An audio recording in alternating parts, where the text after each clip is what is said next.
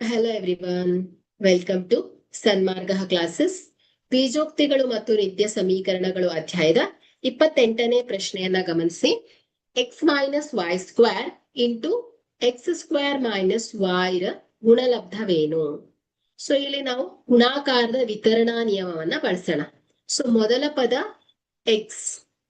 X ನಿಂದ ನಾವೇನ್ ಮಾಡ್ಬೇಕು, ಎರಡನೇ ಆವರಣವನ್ನ ಗುಣಿಸೋಣ. So X square minus Y.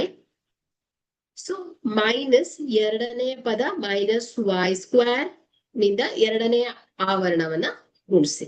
So X square minus Y.